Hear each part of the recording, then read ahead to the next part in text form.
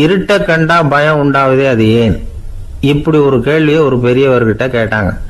அதுக்கு அவர் பதில் சொல்றார். மனிதனுடைய ஆதிகால வாழ்க்கையில தொற்றி கொண்ட பயம் இது வேரூன்றி இருக்குது, இன்னமும் போகல. 50,000 வருஷங்களுக்கு முன்னாடி மனுஷன் குகைகள்ல வாழ்ந்தான். பகல்ல பயம் இருக்காது, ராத்திரியில மிருகங்கள் தாக்கும், கொல்லும், நிம்மதியா தூங்க கூட முடியாது. அதனால இந்த மனுஷனுக்கு இரவுன்னா மரணம், பயம் அப்படின்னு பழகி போச்சு. மனிதர்களுடைய எல்லா மனசையும் சேர்த்து மொத்தமா ஒரு மனசு உண்டு. மனிதர்களுடைய நினைவு இந்த மொத்த மனசுல பதிஞ்சிருக்கு, பரவுது. இந்த மொத்த மனசுல இருட்டு பற்றிய பயம் பதிந்து நீடிக்குது அப்படிங்கிறார் அவர். இந்த காலத்துல இரவை பகலாக்கிறதுக்கு எவ்வளவோ விளக்குகள்லாம் வந்தாச்சு. ராத்திரியிலேயும் மிருகங்கள் தாக்குங்கிற நிலைமை இல்லை. பாதுகாப்பான வீடுகள், விலங்குகளும் விலகி போயிட்டு, விலங்குகள்லாம் விலகி போயிட்டு, வீடுகளும் பாதுகாப்பா இருக்குது. சரி, இருந்தாலும் அந்த பழங்கால பயம் இருட்டு பயம் இன்னமும் மனுஷனை விட்டு போகல. இன்னொரு விஷயம் என்னன்னா, இருட்டில இருந்து வெளிச்சத்துக்கு வராத மனிதர்கள் இன்னைக்கு அதிகம். ஒரு ஆளு ஆத்துக்கு மீன் பிடிக்கிறதுக்காக போனான், இன்னும் விடியல. அதுக்குள்ள வலையை எடுத்துட்டு கிளம்பி போயிட்டான். வெளிச்சம் வர்றதுக்கு முன்னாடியே போய் சேர்ந்துட்டான். விடிகிற வரைக்கும் என்ன பண்றது? சும்மா கரையிலேயே உட்காந்து காலாட்டிக்கிட்டு இருக்கிறான். காலில் ஏதோ ஒரு சின்ன மூட்டை தட்டுப்பட்டுது. இருட்டில் அது என்னன்னு சரியா தெரியல. மூட்டைக்குள்ள சின்ன சின்ன கல்லா நிறைஞ்சி இருக்குது. சும்மா பொழுது போகணுமேங்கிறதுக்காக இவன் அந்த மூட்டைக்குள்ள இருந்து ஒவ்வொரு கல்லா எடுத்து ஆத்துல வீசிக்கிட்டு இருக்கிறான். விடிகிற வரைக்கும் வேற வேலை இல்லைங்கிறதுனால இப்படி செஞ்சுக்கிட்டே உட்காந்துருக்கிறான். கிழக்க மெதுவா வெளிச்சம் தெரிய ஆரம்பிச்சது. பொழுது விடியறதுக்கான அறிகுறி. இதுக்குள்ள அந்த மூட்டையில இருந்த எல்லா கல்லையும் எடுத்து வீசி எறிஞ்சுட்டான். கடைசியா ஒரே ஒரு கல் மட்டும்தான் கையில பாக்கி இருந்தது. வெளிச்சம் வந்ததும் அந்த கல்லை பார்த்தான், அப்படியே திகைச்சு போயிட்டான். அடடா, இது வரைக்கும் தெரியாம தப்பு பண்ணிட்டோமே அப்படின்னு நினைச்சான். ஏன் தெரியுமா? அவன் கையில இருந்தது வெறும் கல் இல்ல, விலை வசந்த ரத்தன கல். அது இருட்டுல என்னன்னு புரியாததுனால மூட்டையில இருந்த எல்லா ரத்தன கல்லையும் ஆத்துல வீசி எறிஞ்சிருக்கிறான். இப்போ அவனுக்கு அழுகையே வந்துடும் போல இருந்தது. வாழ்க்கையை வசதி ஆக்கிக்கிறதுக்கான வாய்ப்பு அவனுக்கு இருந்தது. இருந்தாலும் இருட்டுல அதை இழந்துட்டான். அந்த வகையில அவனுக்கு கொஞ்சம் அதிர்ஷ்டம் இருந்திருக்குது. அதாவது ஏதோ ஒரு வகையில் இருந்திருக்குது. அதனாலதான் அந்த கடைசி கல்ல எரியறதுக்குள்ள வெளிச்சம் வந்துட்டுது. பல பேருக்கு அந்த அளவு கூட அதிர்ஷ்டம் வர்றதில்லை. எல்லாத்தையும் வீசினதுக்கு அப்புறம் தான் வெளிச்சம் வரும். என்னன்னு விவரம் தெரியாமலே எழுந்திரிச்சு வந்துருவாங்க. வாழ்க்கைங்கிறது ஒரு பெரிய புதையல். அதை புரிஞ்சிக்காம மனுஷன் அதை வீசி எரிஞ்சுக்கிட்டு இருக்கான் அப்படிங்கிறது தான் பெரியவங்க கருத்து. சில பேருக்கு புரிஞ்சுக்கிற நேரம் வரும், அதுக்குள்ள வாழ்நாள்லாம் ஓடி போயிருக்கும். அதுக்கப்புறம் என்ன பண்றது? நம்மால் ஒருத்தன் கையில் ஒரு சின்ன பையோட வந்துகிட்டு இருந்தான். பை உள்ள ஏகப்பட்ட நகைகள், ரத்தன கல் எல்லாம் இருக்கு. வந்துகிட்டு இருந்தவன் திடீர்னு அந்த பையை அப்படியே ஒரு குளத்துல வீசி எறிஞ்சுட்டான். மகான்கள் தான் இப்படி பற்று இல்லாம இருப்பாங்க. என்னங்க இது, விலை மதிப்புள்ள அந்த பையை இப்படி குளத்துல வீசி எறிஞ்சுட்டீங்களே, இதுக்கு என்ன அர்த்தம் அப்படின்னு கேட்டார் அவன் கூட வந்தவர். அவன் மெதுவா இவர் காதோட காதா சொல்றான். ஒரு போலீஸ்காரர் பின்னாடி வந்துகிட்டு இருக்கிறார், அவர் போனதுக்கு அப்புறம் இதை எடுத்துக்குவேன் அப்படிங்கிறான். ரெண்டு பேர் சுவாரஸ்யமா பேசிக்கிட்டு இருக்கிறப்போ குறுக்க புகுந்து தொந்தரவு பண்றதுக்குன்னே சில பேர் இருப்பாங்க. அது ரொம்ப இடைஞ்சலா இருக்கும். இதே மாதிரி மின்காந்தம் கூட குறுக்க புகுந்து தொந்தரவு பண்ணும். கடைசியில் அது ஒரு பெரிய இடைஞ்சல கொண்டாந்து விட்டுரும். சில வீடுகளில் கேபிள் கனெக்ஷன் இல்லாமல் சில தனியார் டிவி காட்சிகள் தெரியும். அதுக்கு என்ன காரணம்னா இந்த மின்காந்த குறுக்கீடு தான் காரணம். இதைத்தான் சுருக்கமாக இஎம்ஐ அப்படின்னு சொல்றாங்க. அதாவது எலக்ட்ரோ மேக்னெட்டிக் இன்டர்ஃபியரன்ஸ். இது ஏற்படக்கூடிய இடங்கள் எது எதுன்னு எடுத்துக்கிட்டா அது ஒரு பெரிய பட்டியலாகவே போயிடும். இந்த இஎம்ஐ தொந்தரவு கேபிள் டிவியில் மட்டும்தான் இல்லை, ராக்கெட் ஏவுதளத்தில் உள்ள ரேடார்கள், அங்கே உள்ள சில சக்தி வாய்ந்த தொலைத்தொடர்பு சாதனங்கள், விமான தளங்களில் உள்ள ரேடார்கள், கப்பல் தளங்களில் பொருத்தப்பட்டிருக்கக்கூடிய சக்தி வாய்ந்த ஆண்டனாக்கள், இப்படி நிறைய சொல்லலாம். காவல் நிலையங்களில் பயன்படுத்தப்படுகிற வயர்லெஸ் தொடர்பு சாதனங்கள் கூட ஓரளவுக்கு இந்த மின்காந்த அலைகளை வெளியிடும். நம்ம வீட்டில் உட்காந்துக்கிட்டு ரேடியோ கேட்டுக்கிட்டு இருப்போம் அல்லது டிவி பார்த்துக்கிட்டு இருப்போம். அந்த சமயத்தில் பக்கத்து தெருவில் ஒரு மோட்டார் சைக்கிள் அல்லது காரு, குறிப்பாக பெட்ரோல் இன்ஜின், அது போகிறப்போ அதில் உள்ள மின்கலத்தில் அதாவது மேக்னட்டோ பேட்டரியிலிருந்து வெளிப்படுகிற மின்காந்த அலை இங்கே டிவியிலையும் ரேடியோவிலையும் கரகரப்பு உண்டு பண்ணும். சரி, இது பெருசாக என்ன இடைஞ்சலை உண்டு பண்ணிட போகுது அப்படின்னு நாம் அலட்சியமாக நினைக்கலாம். வயசானவங்களுக்கு மறதி நோயின்னு ஒன்று வரும்ல, அல்ஷமீர், அதாவது மூளையில் உள்ள செல்கள் செயலிழந்து போயிடுறது. அது செய்ய வேண்டிய வேலையை மறந்துடும். மனைவியே எதிரில் நின்னா கூட உன்னை எங்கேயோ பார்த்தது மாதிரி தெரியுதே அப்படின்னு சொல்லிட்டு இருப்பாங்க. அப்படி ஒரு மறதி. இந்த விசித்திரமான நோய்க்கு இதுவரைக்கும் மருந்தே இல்லைன்னு வேற சொல்கிறாங்க. இந்த மைக்ரோ ஓவன் அப்படின்னு சொல்லக்கூடிய சமையல் அடுப்புகள் கூட மின்காந்த அலைகளை வெளியிடுது. சமயத்தில் சில தொழிற்சாலைகளில் கூட பெரிய விபத்துக்களை இந்த இஎம்ஐ உண்டு பண்ணிவிடும். இதை பற்றி தீவிரமாக சிந்திக்க ஆரம்பித்ததே ஒரு விபத்துக்கு பிறகு தான். அமெரிக்காவுக்கும் வியட்நாமுக்கும் இடையில போர் நடந்ததே, அந்த சமயம் அமெரிக்காவுக்கு சொந்தமான விமானம் தாங்கி கப்பல் ஒன்று வியட்நாமை தாக்கிறதுக்கு தயாராக ஏவுகணைகளோட கடலில் நிறுத்தி வைக்கப்பட்டிருந்தது. தற்செயலாக அந்த பகுதியில் கப்பல் தொலைத்தொடர்பு பகுதிக்கு அருகில் ஊடுருவிய இந்த சக்தி வாய்ந்த ரேடியோ அலைகள் ஏவுகணையில் இருந்த மின்னணு சர்க்கியூட்டை பூர்த்தி செஞ்சு வச்சுட்டுது. அவ்வளவுதான், ஏவுகணை அங்கேயே வெடித்து சிதறி போச்சு. 130 பேர் அந்த இடத்துலயே உடல் கருகி செத்து போட்டாங்க. ஏகப்பட்ட பொருள்கள் நாசம். இந்த விபத்துக்கான காரணம் என்னங்கிறத உடனடியாக யாராலையும் கண்டுபிடிக்க முடியல. ரொம்பவும் கடுமையாக முயற்சி பண்ணி கடைசியாக கண்டுபிடிச்சாங்க, இது இந்த இஎம்ஐ வேலை தான் அப்படின்னு.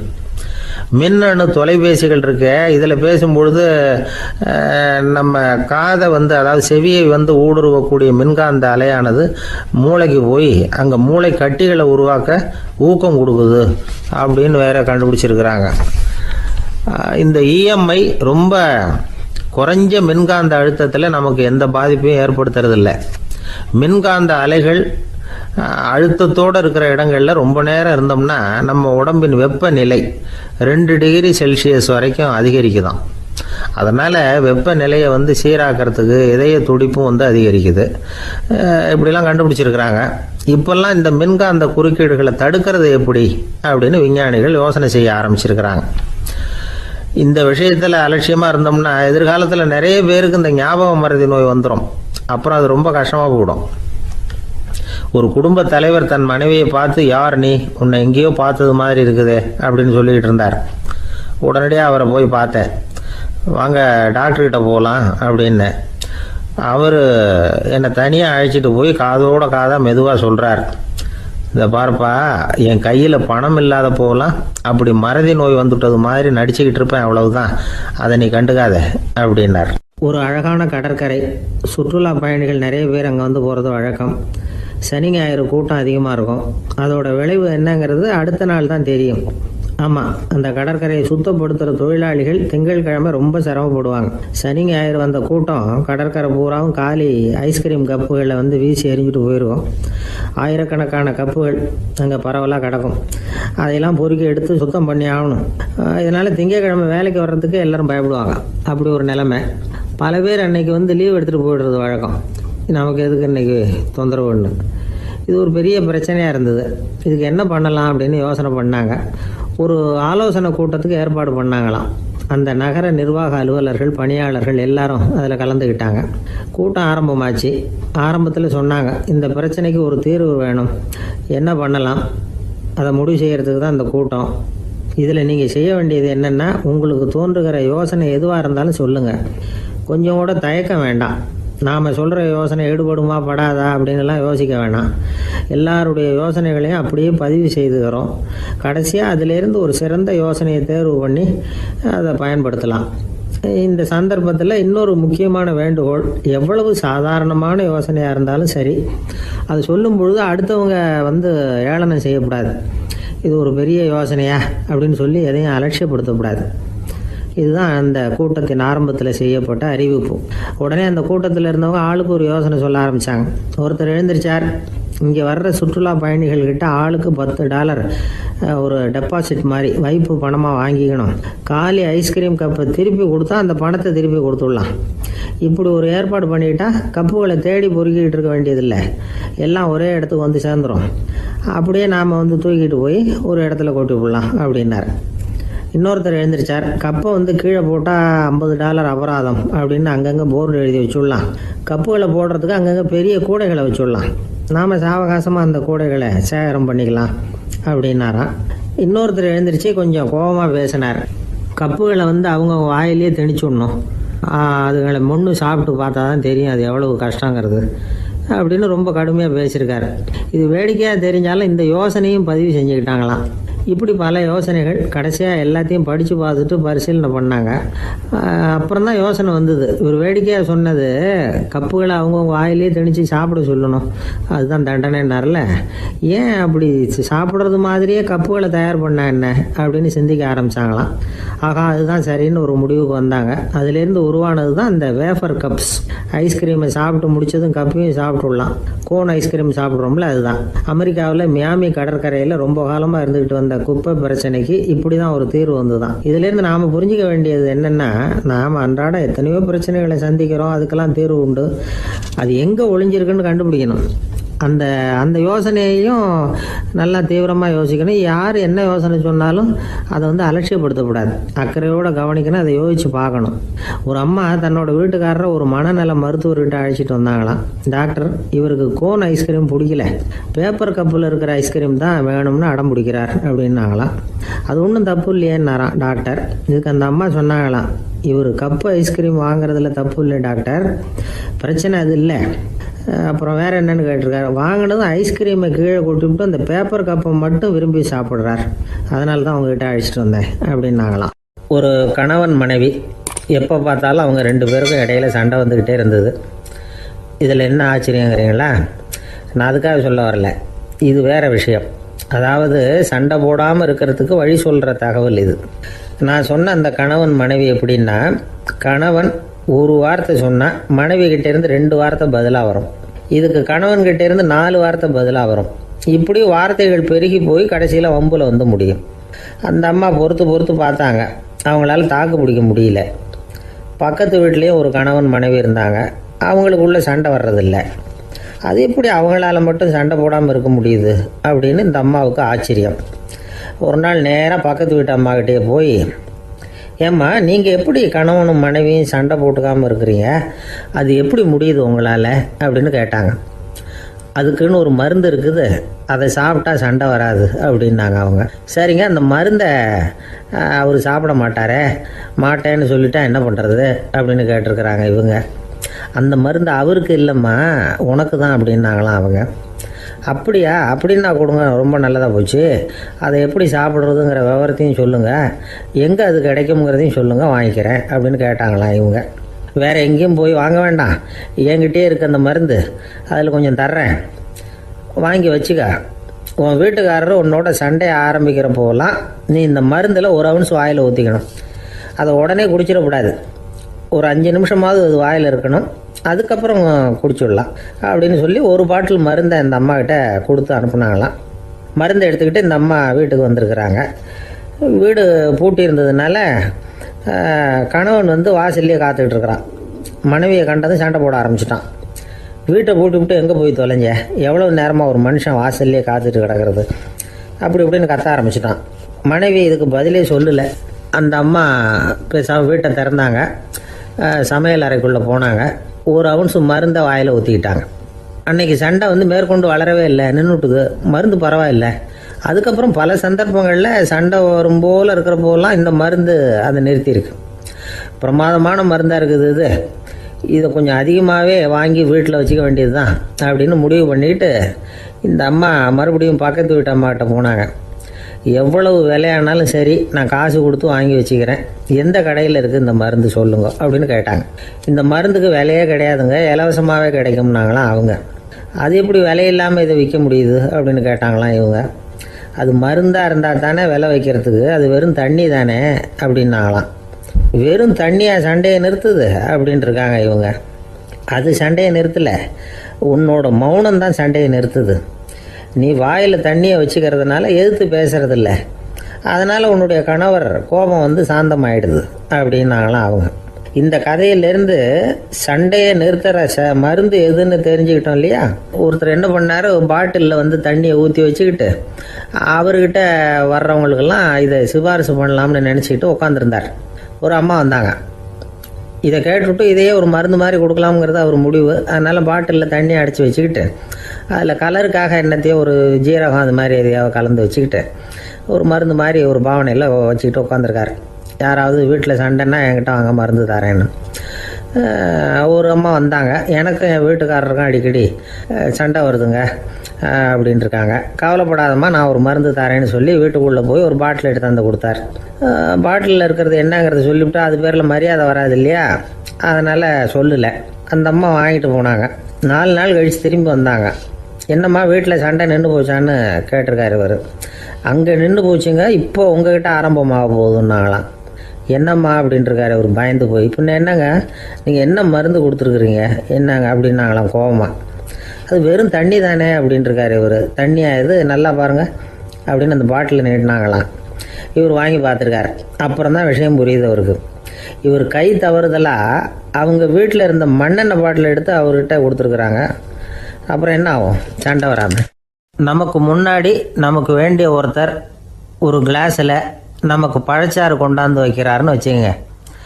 உடனே நாம் என்ன பண்ணுவோம், எடுத்து கிடுகிடுன்னு சாப்பிட்ருவோம் அடுத்தவங்க யாரும் வர்றதுக்குள்ள. அதை விட்டுட்டு அதை கொண்டாந்து வச்சவர்கிட்டயே அதோட விலை என்ன அப்படி இப்படின்னு நான் கேட்டுக்கிட்டு இருப்போம். நாம் கேட்க மாட்டோம். ஆனால் காந்திஜி அப்படி கேட்டாராம். எப்போ தெரியுமா, 1935. அந்த வருஷம் மே மாதத்தில் ஒரு நாள் காந்திஜி டெல்லியில் இருக்கிறார். அப்போ அவருக்கு 2 டம்ளர் மாம்பழச்சாறு கொண்டாந்து கொடுக்குறாங்க. அதை வாங்குறார். இதோட விலை என்ன அப்படின்னு கேட்டார் காந்திஜி. யாருக்கிட்ட கேட்டாருன்னா மனுபென் காந்திகிட்ட கேட்குறார். அவங்க தான் கொண்டாந்து கொடுக்குறாங்க. காந்திஜிக்கு உதவி செய்கிறதுக்காக அவர் கூடவே இருந்தவங்க அவங்ககிட்ட தான் கேட்குறாரு. காந்திஜி சும்மா வேடிக்கைக்காக இப்படி கேட்குறாருன்னு நினச்சிட்டாங்க அந்த அம்மா. அதுவும் இல்லாமல் அதோட விலையை கேட்டால் காந்திஜி நிச்சயமாக அதை சாப்பிட மாட்டார் அப்படிங்கிற பயம் வேறு. அதனால் அந்த அம்மா பதில் எதுவும் சொல்லாமல் கம்முன்னு இருந்துட்டாங்க. கொஞ்ச நேரம் ஆச்சு. அந்த பழச்சாறு வச்ச இடத்துல அப்படியே இருக்குது. வச்ச இடத்துல வச்சபடியே இருக்குது. காந்திஜி அதை சாப்பிடவே இல்லை.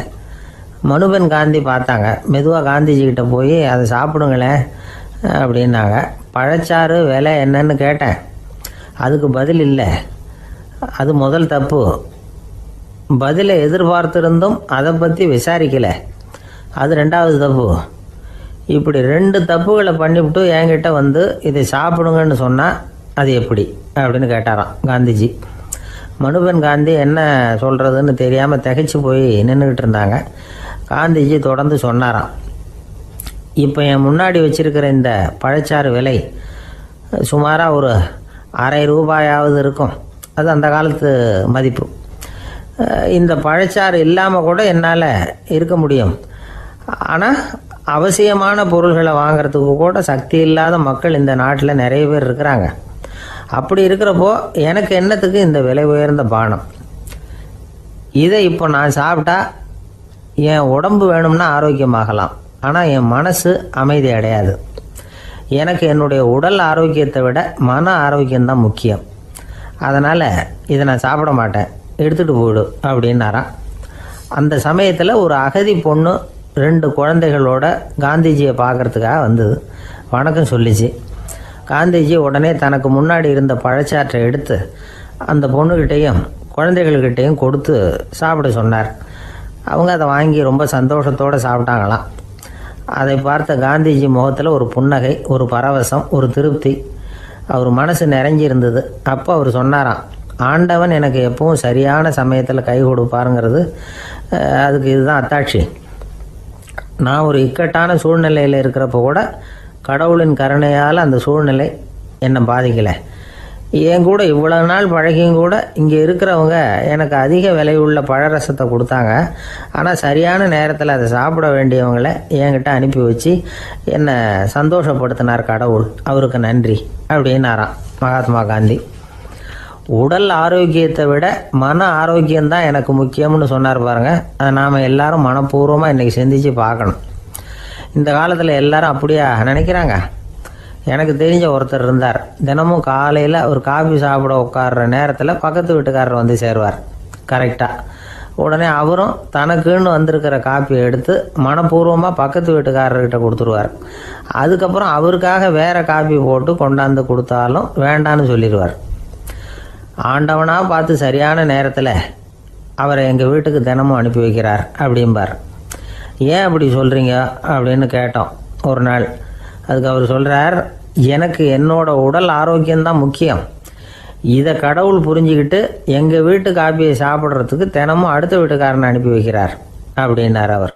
தானத்துல சிறந்தது எது அப்படின்னு ஒரு கேள்வியை கேட்டு, தானத்துல சிறந்தது நிதானம் அப்படின்னு அதுக்கு ஒரு பதிலும் சொல்றவங்க உண்டு. நிதானம் ரொம்ப அவசியம். அதுவும் இன்றைய உலகத்துக்கு ரொம்ப அவசியம். இன்னைக்கு உலகம் ரொம்ப பரபரப்பாக போய்கிட்டு இருக்குது. பொறுமையாக இருக்கணும்னு நினைக்கிறவங்களால கூட அப்படி இருக்க முடியறதில்ல. பொறுமையை சோதிக்கிறது மாதிரி பல சம்பவங்கள். அதையெல்லாம் சந்திச்சே தீர வேண்டியிருக்குது. எங்கே போனாலும் க்யூவில் நிற்க வேண்டியிருக்குது. எங்கே போனாலும் காத்துக்கிட்டு இருக்க வேண்டியிருக்கு. ஆஃபீஸ்லேயோ வீட்லேயோ கூட நீங்கள் நிதானமாக பொறுமையாக நடந்துக்க தெரியலன்னா உங்களுக்கு சிடுமூஞ்சி, முசுடு இப்படிலாம் பேர் வச்சுருவாங்க. அது உங்களுக்கு தேவையா? சரி, வாழ்க்கையில் பொறுமைசாலின்னு பேர் வாங்கிறதுக்கு என்ன வழி? முதல் பாயிண்ட், நீங்கள் நினைக்கிறது, எதிர்பார்க்கறது, செய்யறது எல்லாமே 100% கரெக்டாக நடக்கணும்னு ஆசைப்படக்கூடாது. எதுவாக இருந்தாலும் அதில் ஓரளவுக்கு தவறு நடக்கலாம் அப்படிங்கிறத எதிர்பார்த்தே இருக்கணும். ஓரளவுக்கு அதை அனுமதிக்கணும். ஒரு நண்பரை 6 மணிக்கு ஒரு இடத்துக்கு வர சொல்லியிருக்கிறீங்க. 6 மணிக்கு அவர் வரலை. உடனே பொறுமை இழந்து நடந்துக்கக்கூடாது. ஒரு 10 நிமிஷம் டிலே ஆகலாம். ஒரு வர்ற வழியில் பஸ்ஸு கூட ஏதாவது டிராஃபிக்கில் மாட்டியிருக்கலாம். அதெல்லாம் எதிர்பார்த்தே கொஞ்சம் காத்திருக்கிறதுல ஒன்றும் தப்பு இல்லை.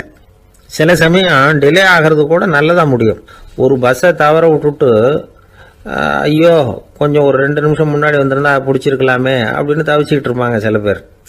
அடுத்தபடியாக வர்ற பஸ்ஸு நேரடியாக நீங்கள் போக வேண்டிய இடத்துக்கே கொண்டு போய் விடுற பஸ்ஸாக கூட இருக்கலாம். அது உங்களுக்கு முன்னாடி தெரியாதுல்ல. சில நெருக்கடியான சூழ்நிலைகளை தமாஷா எடுத்துக்கிறதுக்கு பழகிக்கணும். சில இடங்களுக்கு போகிறப்ப காத்திருக்கிறதுக்கு நம்ம மனசை தயார்படுத்திக்கிட்டே போகணும். ஒரு ரயிலுக்கோ பஸ்ஸுக்கோ அல்லது விமானத்துக்கோ கப்பல் பிரயாணத்துக்கோ போகிறப்போ அங்கே போய் நீங்கள் மணிக்கணக்கில் கூட காத்துக்கிட்டு தான் இருக்கணும். புறப்படுற நேரம் கூட மாறலாம்.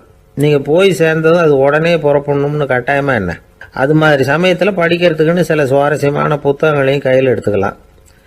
உங்களை சுற்றி எவ்வளவோ சுவாரஸ்யமான சம்பவங்கள் நடந்துக்கிட்டு இருக்குதுல்ல, அதையெல்லாம் வேடிக்கை பாருங்கள். எதுக்காக காத்துக்கிட்டு இருக்கிறோமோ அந்த காரியத்தில் உண்மையாகவே நமக்கு ஒரு அக்கறை இருந்தால் நமக்கு போர் அடிக்காது. சில கோயில்களில் பார்த்துருப்பீங்க, தரிசனத்துக்காக பக்தர்கள் நாள் கணக்கில் காத்துக்கிட்டு இருப்பாங்க. அவங்களெலாம் அழுத்துக்கிறது இல்லை. ஆண்டவனை தரிசிக்கணுங்கிற உண்மையான அக்கறை இருக்கிறதுனால அவங்களுக்கு போர் அடிக்கிறது இல்லை. ஆனால் சில சினிமா தியேட்டரில் கூட பார்க்கலாமே, சினிமா கியூ கூட அப்படி தான். சாயந்தரம் 6 மணி ஆட்டத்துக்கு காலம்பரம் 6 மணிக்கே போய் கூட காத்துக்கிட்டு இருப்பாங்க. அவங்களுக்கெல்லாம் போர் அடிக்காது. படம் பார்க்குற ஆர்வம். இன்னொரு முக்கியமான விஷயத்தை நாம் பழக்கப்படுத்திக்கணும். லிவ் ஃபார் தி மூமெண்ட் அப்படிங்கிறாங்க நிபுணர்கள். ரொம்ப பேர் எப்படின்னா அடுத்தபடியாக நடக்க போகிற விஷயத்திலேயே கவனமாக இருப்பாங்க. அந்த நினைப்புலேயே இந்த நிமிஷத்தை பொறுமை இல்லாமல் கழிப்பாங்க. ஒருத்தர் இருக்கார், அவர் எப்படின்னா ஆஃபீஸ் முடியறதுக்குள்ளேயே சார் 5 மணிக்கெல்லாம் ரெடியாக இருங்க, நாம் அந்த ஹோட்டலில் போய் டிஃபன் சாப்பிட்ணும் அப்படின்னு 4 மணிலேருந்து சொல்லிகிட்டு இருப்பார். 4:55 பரபரப்பாக ஓடி வருவார். 2 பேரும் புறப்படுவோம், ஹோட்டலுக்கு போவோம், சாப்பிட்டுக்கிட்டு இருப்போம். அப்படி சாப்பிட்டுட்டு இருக்கிறப்ப சார் சாப்பிட்டு முடித்ததும் நேராக ஒரு ஜவுளி கடைக்கு போகிறோம் அப்படிம்பார். பரபரக்க சாப்பிட்டு முடிப்பார், புறப்படுவார். ஜவுளி கடையில் அவசரமாக சீக்கிரம் பில் போடுங்க சார், சினிமாவுக்கு நேரம் ஆகிடும்பார். சினிமா தியேட்டரில் உட்காந்து அடுத்தபடியாக எங்கே டின்னர் சாப்பிட்றதுன்னு யோசனை பண்ணிகிட்டு இருப்பார். ராத்திரி படுக்கையில் விழுந்ததுக்கு அப்புறமும் நாளைக்கு காலையில் எழுந்திரிச்சதும் அதை பண்ணணும் இதை பண்ணணும்னு திட்டம் போட்டுக்கிட்டே இருப்பார். அதாவது எப்பவும் அடுத்த நிமிஷம், அடுத்த நாள், அடுத்த வாரம், அடுத்த வருஷம், இதுதான் அவங்க சிந்தனை. இந்த நிமிஷம் என்ஜாய்மெண்ட்டை அவங்க இழந்துடுறாங்களாம். அதனால தான் வாழ்நாள் பூரா பொறுமையின்மை, அவஸ்தை, அல்லல். அதனால் நாம் எல்லாரும் வாழ்க்கையில் நிதானமாக இருக்கிறதுக்கு கற்றுக்கணுமா. அதுக்காக இந்த நிதானத்துக்கு வேறு விதமான அர்த்தம் பண்ணிக்கக்கூடாது. ஒருத்தர் அப்படித்தான் ஒரு தடவை அவருடைய குதிரை காணாமல் போயிட்டு தான். அதுக்காக அவர் கவலைப்படல, நிம்மதியாக இருந்தார், சந்தோஷமாக இருந்தார். என்ன சார் இது, உங்கள் குதிரை திருட்டு போயிட்டுதுங்கிறீங்க, நீங்கள் கவலைப்படாமல் இருக்கிறீங்களே அப்படின்னு கேட்டாங்களாம். அதுக்கு அவர் சொல்லியிருக்கார், நல்ல வேலை சார், கட்டியிருந்த குதிரை காணாமல் போயிருக்குது. நான் அது மேலே உட்காந்துருக்கிற சமயம் அது காணாமல் போயிருந்ததுன்னா, திருட்டு போயிருந்ததுன்னா நானும் சேர்ந்தில் காணாமல் போயிருப்பேன் அப்படின்னாராம். எவ்வளவு நிதானமான ஆள் பாருங்க. ஒரு நாள் காலை நேரம் ஒரு குரு படுக்கையை விட்டு எழுந்திருக்கிறார். உடனே சீடர்களை பார்த்து எல்லாரும் இப்படி வாங்கங்கிறார். எல்லாரும் வர்றாங்க வேகமாக. என்னங்க வேணும் உங்களுக்கு அப்படிங்கிற மாதிரி எல்லாரும் குருவை பார்த்தாங்க பயபக்தியோட. குரு அந்த சீடர்களை பார்த்து, இதை பாருங்க, இப்போ நான் ஒரு சிக்கலான விவகாரத்தில் மாட்டிக்கிட்டு இருக்கிறேன். அதை நீங்கள் தீர்த்து வச்சா நல்லதுன்னார். சீடர்களுக்கு ஒன்றும் புரியல. என்ன இது இவர் இப்படி சொல்கிறாரு, நமக்குள்ள எல்லா விவகாரங்களையும் தீர்த்து வைக்கிறவர் நம்ம குருநாதர், அவருடைய விவகாரத்தை நாம் தீர்த்து வைக்கிறதா, ஆச்சரியமாக இருக்குதே, குருநாதருக்கே சிக்கலா அப்படின்னு யோசனை பண்ண ஆரம்பித்தாங்க. இருந்தாலும் ரொம்ப பணிவாக கேட்டாங்க, சுவாமி உங்களுக்கே சிக்கலா, இந்த உலகத்து சிக்கல்களுக்கும் சிரமங்களுக்கும் அப்பாற்பட்டவர் அல்லவா தாங்கள், அப்படிப்பட்ட உங்களுக்கு சிக்கல்னா அது எப்படி அப்படின்னாங்க. எனக்கு ஏற்பட்டிருக்கிற சிக்கல் அவ்வளவு பெருசு, ரொம்ப பெரிய விவகாரம் அது அப்படின்னார் குரு. கொஞ்சம் விவரமாக சொல்லுங்க அப்படின்னாங்க இவங்க. இப்போ அந்த குரு விவரத்தை சொன்னார். அதாவது நேற்று ராத்திரி நான் ஒரு கனவு கண்டேன். அந்த கனவில் நான் ஒரு பட்டாம்பூச்சியாக மாறிட்டேன். அப்படி மாறி ஒவ்வொரு மலராக பறந்து போய் உட்காந்து தேன் சாப்பிட்டேன் அப்படின்னார். சீடர்கள் இதை கேட்டதும் ரொம்ப திகைச்சு போயிட்டாங்க. என்ன இது ஒரு பெரிய பிரச்சனையா, ஒரு சாதாரண கனவு கண்டதுக்காகவா இந்த காலை வேளையில் நம்மளையெல்லாம் குருநாதர் இவ்வளவு அவசரமாக கூப்பிட்டுருக்கார் அப்படின்னு நினச்சாங்க. இருந்தாலும் கேட்டாங்க, இதில் என்ன சிக்கல் சுவாமி, கனவுங்கிறது எல்லாருக்கும் வரத்தானே செய்யும் அப்படின்னார் ஒரு சீடர். சீடர்களே, பிரச்சனை அது இல்லை. நான் இன்னைக்கு காலையில் கண்ணு முழிச்சு பார்த்தப்போ நான் நானாக மறுபடியும் மாறிட்டேங்கிறத தெரிஞ்சுக்கிட்டேன். இதில் சிக்கல் என்னன்னா, இப்போ அந்த பட்டாம்பூச்சி தான் நானாக ஆயிட்டதாக கனவு கண்டுகிட்டு இருக்கா அப்படிங்கிறது தான். ஒரு மனுஷன் பட்டாம்பூச்சி ஆகிறதாக கனவு காண முடியுங்கிறப்போ அந்த பட்டாம்பூச்சியும் மனுஷனாக ஆகிறதாக கனவு காண முடியும் இல்லையா? இப்போ எனக்கு யதார்த்த நிலை தெரியணும், எது நிஜம்னு தெரியணும். நேற்று ராத்திரி நான் கண்டது கனவா, அல்லது இது பட்டாம்பூச்சி கண்டுகிட்டு இருக்கிற கனவா? இதுதான் குரு கேட்ட கேள்வி. இதை கேட்டதும் சீடர்கள் ரொம்ப குழம்பி போயிட்டாங்க. சுவாமி, இது வரைக்கும் நாங்கள் தூங்குறப்ப பார்க்கறது கனவுன்னும் மூழ்கிட்டு இருக்கிறப்ப பார்க்கறது நனவுன்னு நம்பிக்கிட்டு இருக்கிறோம். இப்போ எங்களை ரொம்ப குழப்பிட்டீங்க, இதுக்கு பதில் சொல்ல எங்களுக்கு சக்தி இல்லை அப்படின்னு சொல்லிவிட்டாங்களாம். அதுக்கப்புறம் அந்த குரு சொன்னாராம், நினைவு தான் முக்கியமான அம்சம். முடிவு கட்டம்னா பகலின் நினைவுகளை விட இரவின் கனவுகளே ரொம்ப உண்மை. ஒருத்தன் தூங்க போனால் தூங்கிக்கிட்டே இருந்தால் அவன் காணும் கனவு பொய்ங்கிறத அவன் உணர மாட்டான். ஒவ்வொரு கனவும் காணும் பொழுது அது ரொம்ப உண்மையாக தான் தெரியுது. ஒரு கனவு கூட உண்மை இல்லைன்னு கனவுல தோன்றுவதே இல்லை அப்படின்னார் குரு. அகில வாழ்வு அத்தனையும் சொற்பனம் கண்டாய் அப்படிங்கிறார் தாயுமானவர். ஆகையினால நம்ம கனவுலேருந்து நாம் என்னைக்கு முழிச்சிக்க போகிறோம் அப்படிங்கிறது தான் ஒரு முக்கியமான கேள்வி. ஒருத்தர் வந்தார், காலில் கட்டோடு வந்தார். என்னங்க காலில் கட்டுன்னு? சார், நேற்று ராத்திரி தூக்கத்தில் எங்கள் வீட்டு கூரையில் ஏணியை சாத்தி வச்சு இறங்கினப்போ வழுக்கி விழுந்து காலை உடச்சிக்கிட்டேன்னார். உங்கள் வீட்டில் தான் ஏணியே கிடையாது சார் அப்படின்னு. உண்மைதான் சார், நான் கீழே விழுந்து முழிச்சுக்கிட்டதுக்கு அப்புறம் தானே ஏணி இல்லைங்கிறது எனக்கு ஞாபகம் வந்தது அப்படின்னார். எனக்கு அதிர்ஷ்டமே இல்லை சார் அப்படின்னார் ஒருத்தர். ஏன் அப்படி சொல்கிறீங்கன்னு கேட்டோம். வியாபாரம் பண்ணலாம்னு ஒரு கடை வச்சேன். வேண்டியப்பட்டவங்க கூட என் கடையில் எதுவும் வாங்க மாட்டேங்கிறான். எல்லாரும் அடுத்த கடைக்கு தான் போகிறான் அப்படின்னு சொல்லி ரொம்ப அழுத்துக்கிட்டார். இதுக்கு போய் அதிர்ஷ்டம் இல்லைன்னு சொல்லாதீங்க. வாடிக்கையாளர்களை கவர்றது எப்படிங்கிறது உங்களுக்கு தெரியல, அதுதான் குறை அப்படின்னும். சார், உங்களுக்கு தெரிஞ்ச அந்த ரகசியத்தை எனக்கும் கொஞ்சம் சொல்லி கொடுங்களேன் அப்படின்னார். சரி, உங்கள் காதை இப்படி கொடுங்க அப்படின்னு சொல்லி அது சம்பந்தமாக பெரிய வல்லுநர்கள் சொல்லியிருக்கிற கருத்துக்களை அவர்கிட்ட சொல்ல ஆரம்பித்தோம். அதாவது இந்த வாடிக்கையாளர்களை கவர்றதுக்கு வல்லுநர்கள் பல ஆலோசனைகளை ஏற்கனவே சொல்லி வச்சிருக்கிறாங்க. அது சம்பந்தமாக அனுபவப்பட்டவங்க, அதை தெரிஞ்சு வச்சுக்கணும். அதாவது கடை வச்சிருக்கிறவங்க எல்லாரும் இதை கொஞ்சம் காதில் வாங்கி வச்சுக்கணும். எதை இப்போ சொல்ல போகிறத. எப்பவும் பணத்தை சம்பாதிக்கிறதுலேயே குறியாக இருக்கக்கூடாதான். அதை விட முக்கியமாக நீங்கள் சம்பாதிக்க வேண்டியது வாடிக்கையாளர்களுடைய மன நிறைவு. வர்றவங்க திருப்தியோடு போகணும், அது முக்கியம். அதில் கவனமாக இருக்கணும். கடைக்கு வர்ற ஒருத்தர் ஏதாவது ஒரு குறை சொல்கிறாருன்னு வச்சுங்க, அதை அலட்சியப்படுத்தக்கூடாது.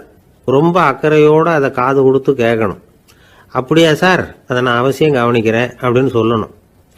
ஒருத்தர் வரார், சார் நேற்றுக்கு உங்கள் கடையில் இதை நான் வாங்கிட்டு போனேன், வீட்டில் இது வேணான்னு சொல்லிவிட்டாங்க, அது திருப்பி கொடுக்கறதுக்காக தான் வந்திருக்கிறேன் அப்படின்னு சொல்லி திருப்பி கொடுக்குறார்.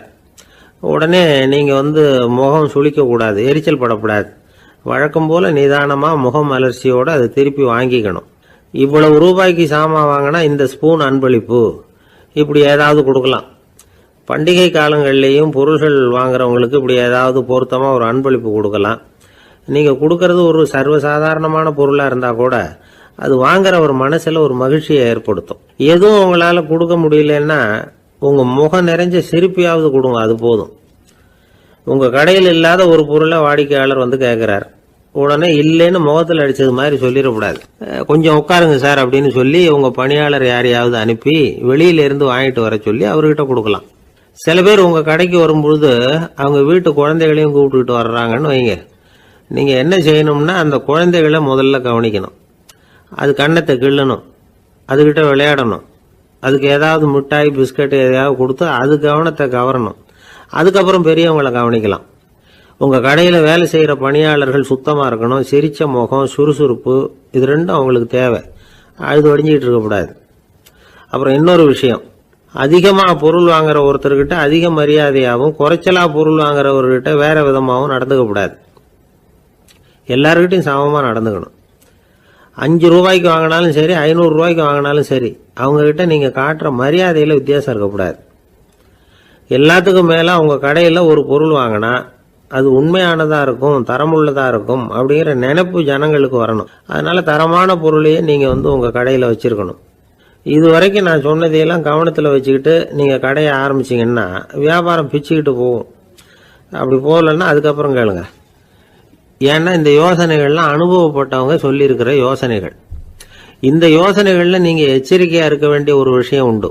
அது என்னங்கிறதையும் தெரிஞ்சு வச்சுக்கிறது நல்லது. என்னுடைய நண்பர் ஒருத்தர் வந்தார்.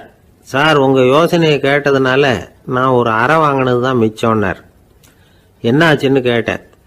எங்கள் கடைக்கு ஒரு பெரிய அம்மா குழந்தைய தூக்கிட்டு வந்தாங்க சார். உங்கள் யோசனைப்படி அந்த குழந்தையோட கன்னத்தை கிள்ளணும்னு முயற்சி பண்ணினேன். திடீர்னு அந்த நேரம் பார்த்து அந்த குழந்தை தலையை குனிஞ்சிக்கிட்டுது. என் கை குழந்தையோட கன்னத்துக்கு பதிலாக அது தூக்கிட்டு வந்தவங்க கன்னத்தை கிள்ளி விட்டுது. அதுதான் அப்படி ஆயிட்டுது அப்படின்னார் கன்னத்தை தடவிக்கிட்டே. திபேத் நாட்டில் புத்த மடாலயங்கள் நிறைய உண்டு. அதுக்கு ஒரு தலைமையகமும் உண்டு. அது இந்த திபேத் தலைநகரம் லாசாவில் இருக்குது. ரொம்ப காலத்துக்கு அப்பால் அதை பற்றிலாம் நிறைய விவரங்கள் எழுதி வச்சிருக்கிறாங்க. அது இப்போவும் நமக்கு கிடைக்குது. அதாவது ரொம்ப தூரத்துக்கு அந்தாண்ட மலைகளுக்கு நடுவில் ஒரு கிளை மடாலயம். அந்த மடத்தின் தலைவருக்கு வயசாயிட்டு தான். அதனால் தலைமை பொறுப்பை வேற ஒருத்தர்கிட்ட ஒப்படைக்கலாம் அப்படின்னு முடிவு பண்ணாராம். உடனே ஒரு லாமாவை கூப்பிட்டார். அவர் மூலமாக தலைமை மடாலயத்துக்கு செய்தி அனுப்புனார், பொருத்தமான வாரிசு ஒருத்தரை அனுப்பி வைக்கும்படியாக. அந்த வாலிப லாமா புறப்பட்டார். காடு மேடெல்லாம் நடந்து போறார். ரொம்ப நாள் கழிச்சு தலைமை பீடத்தை அடைஞ்சார். தலைமை குரு கிட்ட விவரத்தை சொன்னார். தகுதியான ஒருத்தரை அனுப்பி வச்சா அழைச்சிட்டு போறேன் அப்படின்னார். சரி, நாளைக்கு காலையில் நீங்கள் அவங்க எல்லாரையும் அழைச்சிட்டு போகலாம்னார் அவர். அவங்க எல்லாரையுமா? அங்கே தேவைப்படுறது ஒருத்தர் தானே அப்படின்னார் இவர். ஆமான்னார். அப்புறம் ஏன் எல்லாரையும் அழைச்சிட்டு போக சொல்கிறீங்கன்னார். அது இப்போ உனக்கு புரியாது. நான் ஒரு 100 பிக்குகளை அனுப்புகிறேன், அதாவது பிட்சுகளை. அவ்வளவு பேரையும் அங்கே வச்சு சமாளிக்க முடியாது அப்படின்னார் இவர். இருந்தாலும் இப்போ அந்த தலைமை குரு என்ன சொன்னார்னா, அதை பற்றி கவலைப்படாத, நான் 100 பேரை அனுப்புகிறேன். அதில் 99 பேர் வழியிலேயே காணாமல் போடுவாங்க, ஒருத்தன் மட்டும்தான் வருவான். அவனும் அங்கே சேர்ந்துட்டானா நீ ரொம்ப கொடுத்து வச்சவன் அப்படின்னார். இவருக்கு ஒன்றும் புரியல. இருந்தாலும் மறுநாள் அந்த வாலிப லாமா 100 பேரை அழைச்சிக்கிட்டு புறப்பட்டார். போகிற வழியிலேயே பல பேர் அங்கங்கே பிச்சுக்கிட்டு போட்டாங்க. அவர் சொன்னது மாதிரியே. வழியில் அவங்க ஊர்கள் இருந்தது தான் காரணம். அப்பா அம்மாவை பார்த்துட்டு வரேன் அப்படின்னு கொஞ்சம் பேர் போனாங்க. சொந்த பந்தத்தை பார்த்துட்டு வரேன் அப்படின்னு கொஞ்சம் பேர். ஒரு வாரம் ஆச்சு. இப்போ மிஞ்சினது 10 பேர் தான். வழியில் ஒரு நகரம். அங்கே சில பிட்சுக்கள் சந்திச்சாங்க. எங்கள் மடத்து தலைவர் இறந்துட்டார், உங்களில் யாராவது ஒருத்தர் எங்களுக்கு தலைவராக முடியுமா அப்படின்னு கேட்டாங்க. 10 பேரும் தயார். அதில் ஒருத்தரை அழைச்சிட்டு அவங்க போயிட்டாங்க. இன்னொரு ஊரில் சில பேர் வந்தாங்க, வழி மறிச்சாங்க. நில்லுங்க, எங்கள் மன்னர் மகளுக்கு திருமணம், அதை நடத்தி வைக்க 3 லாமாக்கள் தேவை அப்படின்னாங்க. இப்படி கொஞ்சம் கொஞ்சமாக எல்லாரும் காலி. கடைசியில் 2 பேரும் மிஞ்சினாங்க. அங்கே ஒரு இளம்பெண் எதிரில் வந்தா. எங்கள் அப்பா வேட்டைக்கு போயிருக்கிறாரு, இன்னும் திரும்பி வரல. வீட்டில் வேற யாரும் இல்லை, தனியாக இருக்க பயமாக இருக்குது. யாராவது ஒருத்தர் எனக்கு துணையாக இருக்கணும் அப்படின்னு கேட்டுக்கிட்டா. எங்கள் 2 பேரில் நீயே ஒருத்தரை தேர்ந்தெடுத்துக்கோ, இல்லைன்னா எங்களுக்குள்ள சண்டை வந்துடும் அப்படின்னாங்க. இப்போ மிஞ்சினவர் ஒருத்தர், அவருக்கும் ஒரு சோதனை வந்தது. ஒரு தர்க்கவாதி எதிரில் வந்தான், உன்னோட வாதம் பண்ணணும்னா. இவனோட வாதம் பண்ணுறேன், அது முடிய ரொம்ப காலம் ஆகலாம். தர்க்கத்தில் நான் ஜெயிச்சா அங்கே வரேன், இல்லைன்னா இவருடைய சீடனை ஆயிடுவேன் அப்படின்னார் அவர். கடைசியாக அழைக்க வந்த வாலிபலாமா மட்டும் வெறும் கையோடு திரும்பி போனார். அங்கே இருந்த வயசான மடாதிபதி கேட்டார், எத்தனை பேர் அங்கேருந்து புறப்பட்டீங்கன்னார். என்னையும் சேர்த்து 101ன்னார் அவர். நல்லது, நீயாவது திரும்பி வந்திய, அதுதான் எனக்கு போதும். ஏன்னா நீ தான் எனக்கு உண்மையான வாரிசு. அந்த 100 பேரில் யாரும் வரமாட்டாங்க அப்படின்னார் அவர். ஏன்னா அவருக்கு தெரியும் இவர் ஒருத்தர் தான் திரும்பி வருவாருங்கிறது. திபேத்தில் ஒரு பழங்கால பழமொழி உண்டாம், 100 பேர் செல்லலாம், எப்பொழுதாவது ஒருவன் அபூர்வமாக அடைய வேண்டிய இடத்தை அடைவான். இதுதான் அந்த பழமொழி. ஒரு உன்னதமான இலக்கை அடையணும்னா அது அவ்வளவு சுலபமான காரியம் இல்லை. இந்த காலத்து மடாலயம் ஒன்று, அதில் ஒரு தலைவர், அவருக்கு வயசாயிட்டுது, தனக்கு ஒரு வாரிசை நியமிக்கணும் அப்படின்னு ஆசைப்பட்டார். ரொம்ப கஷ்டப்பட்டு ஒருத்தரை பிடிச்சார், தனக்கு வாரிசா நியமிச்சுட்டு அவர் சமாதி ஆயிட்டார். புதுசாக பொறுப்பேற்றுக்கிட்டவர் அப்படியே உட்காந்துருந்தார். அவரை தேடிட்டு பத்திரிகை நிருபர்கள்லாம் வந்தாங்க, கேட்டாங்க. அவர் உங்கள் பொறுப்பில் வந்து அவர் பெரியவர் விட்டுட்டு போன இது எவ்வளவு சுமாராக தேரும், எவ்வளவு விட்டுட்டு போனார் அப்படின்னு கேட்டிருக்கிறாங்க. அது என்ன ஒரு 50 லட்சம் இருக்கும் அப்படின்னாராம். அவ்வளவும் பணமா அப்படின்னு கேட்டிருக்காங்க. இல்லைங்க, கடன் அப்படின்னாராம் இவர். ஒரு காடு, அங்கே புத்தர் அவர் பாட்டுக்கு நடந்து போய்கிட்டே இருக்கிறார். அவருக்கு பின்னாடி ஒரு குரங்கு, அதுவும் தொடர்ந்து வந்துக்கிட்டே இருக்குது. புத்தர் திரும்பி பார்த்தார். குரங்கு அப்படியே குதித்து உயர எழும்பி ஒரு கிளையில் போய் உக்காந்துது. ஏன் இப்படி பண்ணுறேன்னு கேட்டார் புத்தர். என்னை சாதாரணமாக நினைக்க வேணாம், நான் வந்து மகாமந்தி, என்னால் எல்லாம் முடியும், முடியாதுங்கிற வார்த்தையே என்னுடைய அகராதியில் கிடையாது, என்ன வேணும்னாலும் செய்வேன் அப்படின்னுது. அப்படின்னா ஒரு பந்தயம் வச்சுக்கலாமான்னார் இவர். ஓ வச்சுக்கலாமேன்னுது. வேற ஒன்றும் இல்லை, இப்போ நீ மேலே எழும்பி அந்த கிளையில் உட்காந்தது மாதிரி அங்கேருந்து தாவி என் உள்ளங்கையில் வந்து உட்காரணும், அவ்வளவுதான் அப்படின்னார். அப்படி உட்காந்துட்டா என்ன பரிசு அப்படின்னு கேட்டது அது. சொர்க்கத்தில் இருக்கிற மாமன்னன் மரகத சக்கரவர்த்தியை என்னோட வந்து இருக்கும்படியாக கூப்பிட்டுக்கிறேன். அந்த சமயத்தில் அவருடைய அரியணை வந்து அங்கே காலியாகிடும், நீ அதில் போய் உட்காந்துக்கலாம். பந்தயத்தில் தோத்துட்டா ஒரு கல்ப காலம் இந்த பூமியில் வாழ வேண்டியிருக்கும், அதுக்கு பிறகு தான் என்கிட்ட வர முடியும், என்ன சொல்கிற அப்படின்னார். குரங்குக்கு தாவறது ஒரு பெரிய காரியமா? இது எனக்கு ரொம்ப சாதாரண விஷயம், என்ன இப்போவே தாவட்டுமா அப்படின்னுது. சரின்னு சொல்லி உள்ளங்கையை நீட்டினார். அவருடைய கை தாமரை இலை அளவுக்கு அப்படியே விரிஞ்சுது, குரங்கு சௌகரியமாக வந்து உட்கார்றதுக்காக. குரங்கு தாவறதுக்கு தயாராச்சு. அதுக்கு முன்னாடி ஒரு சின்ன யோசனை அதுக்கு. இந்த கிளையிலேருந்து அந்த கைக்கு தாவறது எனக்கு ரொம்ப அற்பமான ஒரு வேலை, இது ரொம்ப சாதாரணம், என்னுடைய கௌரவத்துக்கு இது சரியாக இருக்காது. அதனால் நான் என்ன பண்ண போகிறேன்னா, இங்கேருந்து கிளையிலேருந்து அப்படியே உயர எழும்ப போகிறேன். எழும்பி மேல் உலகம் போய் அங்கே ஒரு சுற்றிவிட்டு அதுக்கப்புறம் அங்கேருந்து நேராக வந்து இந்த கையில் உட்கார போகிறேன் அப்படின்னு நினச்சிது. என்ன யோசிக்கிற அப்படின்னார் புத்தர். ஒன்றும் இல்லை, இந்த பாயிரம் பார் அப்படின்னு சொல்லி தாவி உயர போயிட்டுது. கொஞ்ச நேரத்தில் வான உலகத்துக்கே போய் சேர்ந்துட்டுது. அங்கே போய் பார்த்தா அங்கே ஒரு 5 பளிங்கு தூண்கள் இளம் சிவப்பு நிறத்தில் நின்றுக்கிட்டு இருக்குது. குரங்கு நினச்சிக்கிட்டது, புத்தர்கிட்ட போய் இந்த பளிங்கு தூண்களை பார்த்தோம்னு சொன்னால் அப்படியே திகைச்சு போயிடுவார், இந்த தூணில் ஏதாவது அடையாளம் செஞ்சுட்டு போகணும் அப்படின்னு அந்த இடத்துல மிதந்துக்கிட்டே நினச்சிது. உடனே ஒரு தூணில் எழுதிச்சு. என்ன எழுதிச்சுன்னா, ஒரு மகா ஞானி இங்கே வந்துட்டு போகிறார் அப்படின்னு எழுதிச்சு. எழுதிவிட்டு அப்படியே கீழே தாவி வந்து புத்தரோட உள்ளங்கையில் உட்காந்துது. எப்படி பார்த்தீங்களா என்னுடைய வேலை? வான உலகத்துக்கே போய் அங்கே இருக்கிற 5 பளிங்கு தூண்களை பார்த்துட்டு அதில் நான் வந்த விவரத்தை எழுதி வச்சுட்டு அதுக்கப்புறம் இங்கே வந்திருக்கிறேன் அப்படின்னுது ரொம்ப பெருமையாக. அப்படியா அப்படின்னார் புத்தர். ஆமாம், சந்தேகமாக இருந்தால் வாங்க அழைச்சிட்டு போய் காட்டுறேன் அப்படின்னு அந்த குரங்கு. அதுக்கு தேவையில்லை, அப்படியே கொஞ்சம் கீழே குனிஞ்சு பார் தெரியும் அப்படின்னார் புத்தர். அங்கே பார்த்தா புத்தரோட உள்ளங்கை தெரிஞ்சுது. நல்லா உத்து பார்த்துது. அவரோட ஒரு விரலில் அது எழுதிய வாசகம் தெரிஞ்சுது. குரங்கு யோசனை பண்ணிச்சு, அப்படின்னா வானத்தில் நான் பார்த்தது புத்தரோட விரல்களா? அப்படின்னு யோசிச்சுது. இதை புரிஞ்சுக்கிட்ட உடனே அந்த குரங்கோட கர்வம் அழிஞ்சு போச்சான். நம்ம மனசு தான் இந்த குரங்கு. மனம்ங்கிறதும் ஆணவம்ங்கிறதும் ஒரு நாணயத்தின் ரெண்டு பக்கங்கள். மனம் உள்ளவரை ஆணவமும் இருக்கும். மனம் அழிஞ்சாதான் ஆணவம் அழியும். மனம் அழிய வேண்டும் அப்படின்னு பெரியவங்க சொல்கிறது இந்த அர்த்தத்தில் தான். நம்ம ஆளுங்க சவால் விடுறதெல்லாம் வேறு மாதிரி. ஒருத்தன் ஒரு வாய்க்காலை தாண்டுறேன்னு பந்தயம் கட்டி தாண்ட முடியாமல் வாய்க்காலில் விழுந்து காலை உடச்சிக்கிட்டு கட்டு போட்டுக்கிட்டு வந்தான். ஏன்டா அப்படின்னு கேட்டாங்க. நான் பந்தயம் கட்டின நேரம் சரியில்லை அப்படின்னா. எப்படிறான்னு கேட்டிருக்காங்க. வாய்க்காலில் தண்ணி இருக்கிற நேரமாக பார்த்து பந்தயம் கட்டியிருக்கணும் அப்படின்னானா. ஒரு ஊரில் ஒரு ஆள் இருந்தான். அவனுக்கு ஒரே ஒரு மகள். அவளை நல்ல இடத்துல கட்டி கொடுக்கணும்னு ஆசைப்பட்டான். அதுக்காக மாப்பிள்ளை தேடிட்டு இருந்தான். அவன் கொஞ்சம் வசதியான ஆள். அதனால் நிறைய பேர் வந்தாங்க. இருந்தாலும் ஒரு நல்ல குணமுள்ள மாப்பிள்ளையாக இருக்கணும் அவன் எதிர்பார்த்தான். அப்படி இருக்கணும்னு தொடர்ந்து முயற்சி பண்ணான். கடைசியாக ஒரு 3 பேர் கிடைச்சாங்க. அந்த 3 பேரில் யாரை தேர்ந்தெடுக்கிறது, இதுதான் அவனுக்கு வந்த குழப்பம். இந்த நிலைமையில் ஒரு பெரியவரை தேடி போனான். அவர்கிட்ட தன்னுடைய பிரச்சனையை சொன்னான். அவர் கொஞ்சம் யோசனை பண்ணார். அதுக்கப்புறம் 3 பேரையும் கூப்பிட்டார். இதை பாருங்கப்பா, உங்கள் 3 பேருக்கும் 3 மாத கால அவகாசம் தர்றேன். நீங்கள் இப்போ போகலாம். 3 மாதம் கழித்து திரும்பி வரலாம். அப்படி வரும்பொழுது இந்த 3 மாத காலத்தில் நீங்கள் செஞ்ச நல்ல காரியம் ஏதாவது ஒன்று சொல்லணும். அதை வச்சு உங்களில் ஒருத்தரை நாங்கள் தேர்ந்தெடுத்துக்கிறோம் அப்படின்னு சொன்னாராம். 3 பேரும் சரின்னு சொல்லிவிட்டு திரும்பி போயிட்டாங்க. 3 மாதம் ஆச்சு. அதுக்கப்புறம் ஒரு நாள் திரும்பி வந்தாங்க. அவர் அவங்கள கூப்பிட்டு உட்கார வச்சார். அப்புறம் கேட்டார், இப்போ சொல்லுங்கள், இந்த 3 மாத காலத்தில் நீங்கள் செஞ்சுருக்கிற ஏதாவது ஒரு நல்ல காரியத்தை சொல்லுங்க அப்படின்னார். முதல்ல ஒருத்தன் எழுந்திரிச்சு நின்னான்.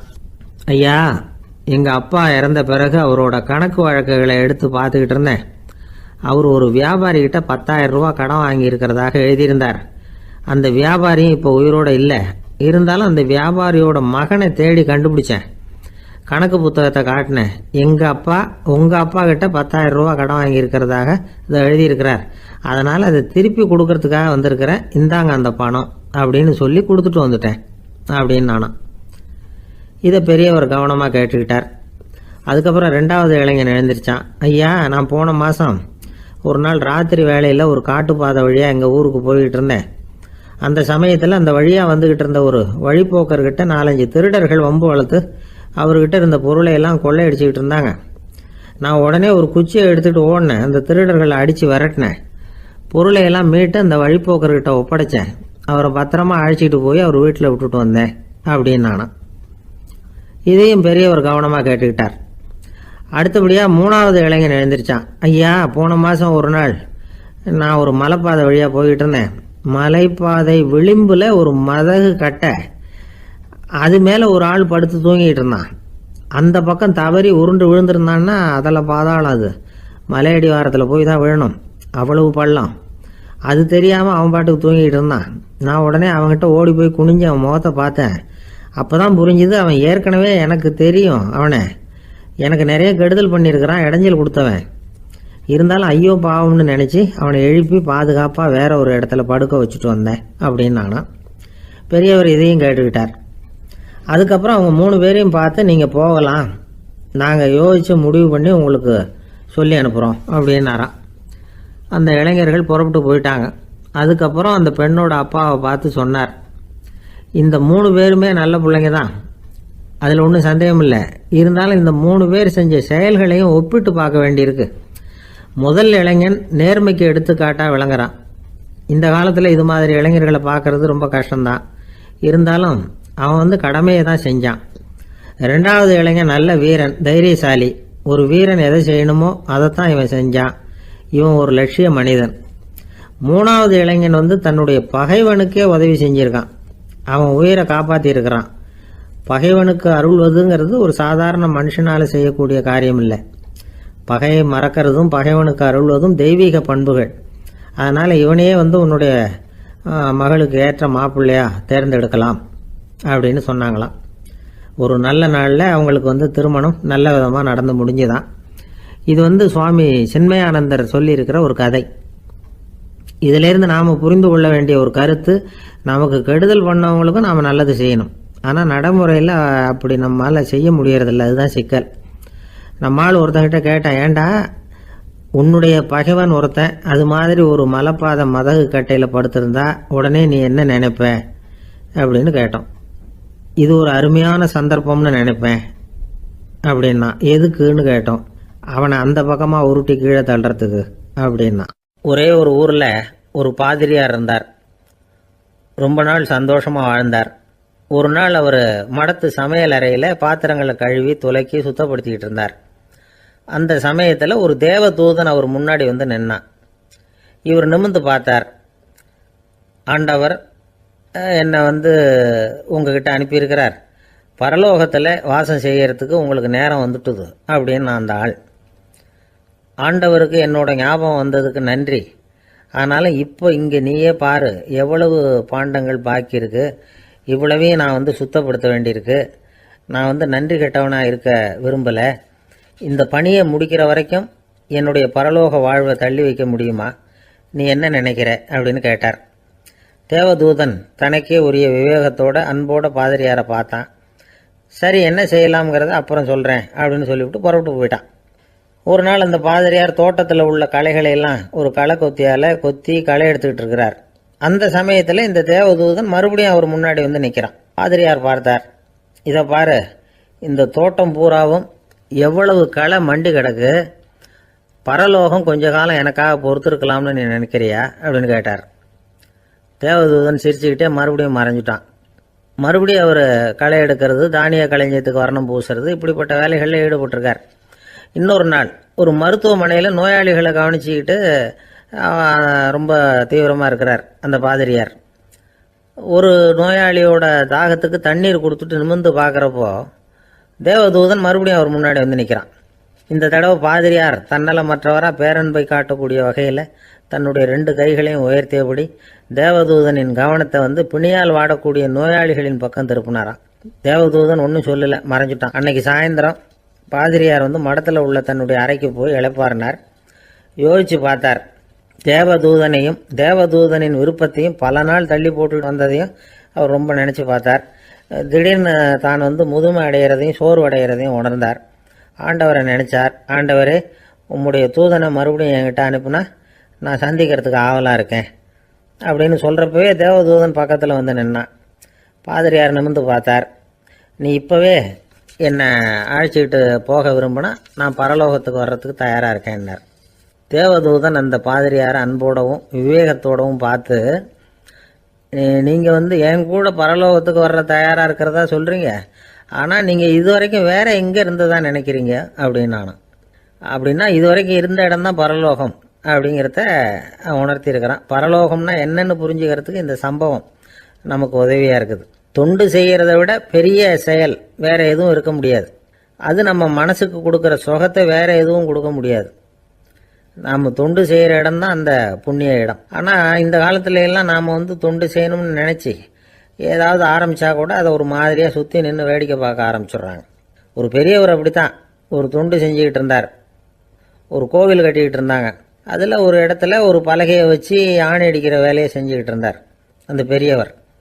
ஒரு சின்ன பையன் அதை ரொம்ப ஊக்கமாக அக்கறையாக கவனிச்சுக்கிட்டு இருந்தான். பெரியவர் இதை கவனித்தார். என்னப்பா பார்க்குற, உனக்கும் இது மாதிரி தொண்டு செய்யணும்னு ஆசையாக இருக்கா அப்படின்னு கேட்டார். அதுக்கு அந்த பையன் சொல்கிறான், அப்படி இல்லைங்க, நீங்கள் ஆணி அடிக்கிறப்போ கையில் சுத்தியால் அடிச்சுக்கிட்டா எப்படி துடிப்பீங்க, எப்படி கத்துவீங்கன்னு தெரிஞ்சுக்கிறதுக்காக அதை பார்க்கணும்னு ஆசை, அதுக்காக தான் காத்துக்கிட்டு இருக்கேன் அப்படின்னு நான். ஒருத்தர் சிகரெட்டும் கையுமா வந்தார். சார், இந்த புகைப்பிடிக்கிற பழக்கத்தை நிறுத்தி போடணும்னு தான் பார்க்குறேன், முடியலன்னார். புகைப்பிடிக்கிறத நிறுத்துறது ரொம்ப சுலபம் சார் அப்படின்னார் இன்னொருத்தர். எப்படி சொல்கிறீங்கன்னு கேட்டார் அவர். நான் கூட ஏற்கனவே 10 தடவை அந்த பழக்கத்தை நிறுத்தி இருக்கிறேன் சார் அப்படின்னார் இவர். இதுலேருந்து என்ன தெரியுது? புகைப்பழக்கத்தை திடீர்னு விட்டு விடுறதுங்கிறது ரொம்ப கஷ்டம்னு தெரியுது. இருந்தாலும் இது சம்பந்தமான ஆராய்ச்சி, அனுபவம், இது ரெண்டையும் அடிப்படையாக வச்சு சில வழிமுறைகளை சொல்கிறாங்க. அதாவது புகைப்பிடிக்கிறத நிறுத்துறதுக்கு 10 வழிகள் உண்டு அப்படின்னு சொல்கிறாங்க. அது என்னங்கிறத தெரிஞ்சுக்கிட்டா உபயோகப்படுதான்னு பார்க்கலாமே. முதல் கருத்து என்னன்னா, கொஞ்ச நாளைக்கு புகைப்பிடிக்கிற நண்பர்களை விட்டு விலகி இருக்கணும். இதனால் புகைப்பிடிக்கிற ஆசை குறையும். அந்த பழக்கத்தை மறுபடியும் ஆரம்பிக்கப்படாதுங்கிற எண்ணம் உறுதிப்படும். 2வது கருத்து, புகைப்பிடிக்கிறதை எதிர்த்து தீவிரமாக பிரச்சாரம் செய்ய ஆரம்பிச்சிடணும். அது அடுத்தவங்களுக்கும் உபயோகப்படும், உங்களுக்கும் உபயோகப்படும். உங்கள் உள்ளுணர்வை அது தூண்டும், உங்களை உறுதி கொள்ள வைக்கும். மூன்றாவது கருத்து என்னன்னா, தினமும் 2 தடவை குளிக்கணும். எப்படி தெரியுமா? முதல்ல வெது வெதுப்பான தண்ணீர், அப்புறம் குளிர்ந்த தண்ணீர், இப்படி மாறி மாறி குளிக்கணுமா. 4வது கருத்து, உடற்பயிற்சிகள் செய்யணும். மூச்சு வாங்குற மாதிரியான பயிற்சிகள் ரொம்ப நல்லதான். பிராணாயாமம் அப்படிங்கிற மூச்சு பயிற்சி ரொம்ப நல்லதுங்கிறாங்க. அப்புறம் 5வது கருத்து, சாப்பாடு மிதமாக இருக்கணும், சீராக இருக்கணும். பச்சை காய்கறிகள், பழங்கள் சாப்பாட்டில் சேர்த்துக்கலாம். அடிக்கடி கொஞ்சம் கொஞ்சமாக சாப்பிட்டு ரத்தத்தில் சர்க்கரையின் அளவை பராமரிக்கணும். இது நரம்புகளை அமைதிப்படுத்தும். 6வது கருத்து என்னன்னா, ரொம்ப நேரம் பசியோடு இருக்கக்கூடாது. புகைப்பிடிக்கிறத நிறுத்த முயற்சி செய்யும் பொழுது எடை குறைப்பு நடவடிக்கைகளை மேற்கொள்ளக்கூடாது. 7வது கருத்து, காப்பி, தேநீர், மதுபானம், அப்புறம் போதைப் பொருள்கள் கலந்த உணவுகள் இதெல்லாம் வேணாம். புகைப்பிடிக்கிறத அதெல்லாம் ஊக்கப்படுத்தும். கடுகு, மிளகு, அப்புறம் காரமான பொருள்களை தவிர்க்கணும். உப்பு அளவை குறைக்கணும். தினமும் 10 குவளை தண்ணீராவது குடிக்கணும். வெறும் தண்ணி புகைப்பிடிக்கிற ஆவலை தணிக்குதான். 8வது கருத்து, கையில் சிகரெட்டு, புகையில ஏதாவது இருந்தால் உடனே தூக்கி எறிஞ்சிருங்க. அது கையில் இருக்கிற வரைக்கும் புகைப்பிடிக்கிற ஆசை வந்துக்கிட்டே இருக்கும். 9வது கருத்து என்னன்னா, இறை நம்பிக்கை உள்ளவங்க புகைப்பிடிக்கிற எண்ணம் வர்றப்போவெல்லாம் பிரார்த்தனை செய்ய ஆரம்பிச்சுடலாம். 10வது கருத்து, உங்களுக்கு ரொம்பவும் வேண்டியவங்க யாரோ அவங்கக்கிட்ட எல்லாம் நீங்கள் புகைப்பிடிக்கிறத நிறுத்தி விட்டதா சொல்லிவிடுங்க. இந்த 10 வழிகளையும் கடைபிடிக்க ஆரம்பிச்சுட்டா புகைப்பிடிக்கும் பழக்கத்தை நிறுத்தி விடலாம் அப்படின்னு சொல்கிறாங்க அனுபவப்பட்டவங்க. முயற்சி பண்ணி பார்க்கலாம். ஒரு முக்கியமான இடத்துல நின்றுக்கிட்டு இருந்தார் ஒருத்தர். அங்கே இன்னொருத்தர், ஏன் சார் இந்த இடத்துல சிகரெட் பிடிக்கலாமா அப்படின்னு அனுமதி கேட்டார். இந்த இடத்துல சிகரெட் பிடிக்கக்கூடாதுங்க அப்படின்னாரு இவர். நீங்கள் இப்படி சொல்கிறீங்க, ஆனால் இந்த இடத்துல கீழே நிறைய சிகரெட் துண்டுகள் கிடக்குதே, அவங்கெல்லாம் யார்? அவங்கெல்லாம் உங்கள் மாதிரி என்கிட்ட அனுமதி கேட்காதவங்க அப்படின்னாராம் இவர். ஒரு சீன தேசத்து அரசர் இருந்தார். அவருக்கு வயசாயிட்டுது. அவருக்கு அடுத்தபடியாக அவருடைய புள்ள பட்டத்துக்கு வரணும், ஆட்சி பொறுப்பை ஏற்றுக்கணும். ஒரு நல்ல தலைவனுக்கு இருக்க வேண்டிய பண்புகள்லாம் தன்னுடைய மகனுக்கு இருக்கணும்னு விரும்பினார் அந்த அரசர். அதனால் இளவரசனை பக்கத்தில் இருந்த ஒரு குரு கிட்ட அனுப்புனார். இளவரசன் அவர்கிட்ட போய் சேர்ந்தான். அந்த குரு என்ன பண்ணார் தெரியுமா? இவனை பார்த்து சொன்னார், இதை பாருப்பா, நீ என்ன பண்ணுற, இப்போவே பக்கத்தில் இருக்கிற காட்டுக்கு போ, நடுக்காட்டில் போய் ஒரு இடத்துல உட்காந்துக்கோ. அங்கே என்னென்ன சத்தம்லாம் உன் காதில் விழுதுன்னு கவனித்து கேளு. உன் காதில் விழுந்த ஓசைகள் என்னென்னங்கிறத என்கிட்ட சொல்லு, அதுதான் எனக்கு தெரியணும், உனக்கு வேலையும் அதுதான் அப்படின்னு சொல்லி அனுப்பி வச்சுட்டார். இளவரசன் காட்டுக்கு போனான். குரு சொன்னபடியே ஒரு இடத்துல உட்காந்து கவனித்து கேட்டான். அதுக்கப்புறம் குருக்கிட்ட திரும்பி வந்தான். என்னென்ன சத்தம்லாம் கேட்ட அப்படின்னு கேட்டார் குரு. குருவே, காட்டில் நான் பறவைகள் சத்தம்லாம் கேட்டேன், மிருகங்களின் ஓசையையும் கேட்டேன், இதை தவிர இடி, மின்னல், மழை இதுகளோட சத்தத்தையும் கேட்டேன் அப்படின்னா. குரு யோசனை பண்ணார், நீ இன்னமும் சரியாக கேட்கல, அதனால் மறுபடியும் காட்டுக்கு போ, கொஞ்ச நாள் தங்கியிருந்து கேட்டுட்டு வா அப்படின்னார். இளவரசனுக்கு ஒன்றும் புரியல. இருந்தாலும் குருவின் கட்டளையாச்சே, மறுக்க முடியுமா? உடனே அவன் மறுபடியும் காட்டுக்கு போனான். ஒரு இடத்துல உட்காந்தான். கொஞ்ச நேரம் உன்னிப்பாக கவனித்து கேட்டான். சில நாள் கழித்து குருக்கிட்ட திரும்பி வந்தான். குருவே, இந்த தடவை சில துல்லியமான சத்தங்களை எல்லாம் கேட்டான். தேனி பறக்கிற சத்தம், நீரோடையின் மெல்லிய ஓசை, இதெல்லாம் கேட்டேன்னா. குரு சிரித்தார். நீ மறுபடியும் காட்டுக்கு போ, இன்னும் சில நாள் அங்கே இரு, முழுமையாக கவனமாக கேட்டுக்கிட்டு வா அப்படின்னு சொல்லி அனுப்பி வச்சுட்டார். இளவரசனுக்கு குழப்பம் அதிகமாயிட்டுது. ஒன்றுமே புரியல. மறுபடியும் காட்டுக்கு போனான். மௌனமாக ஒரு இடத்துல உட்காந்துட்டான். அப்படியே தியானத்தில் ஆழ்ந்துட்டான். சில நாளில் அவனுக்கு இதுவரை கேட்காத ஓசைகள்லாம் கேட்க ஆரம்பிச்சிட்டுது. இதைத்தான் நான் கேட்கணும்னு என்னுடைய குரு எதிர்பார்த்துருக்கிறாருங்கிறத புரிஞ்சுக்கிட்டான். உடனே குரு கிட்ட ஓடனான். குருவே, இந்த தடவை காதுகளுக்கு கேட்க முடியாத சில ஓசைகளை கூட என்னால் உணர முடிஞ்சுது.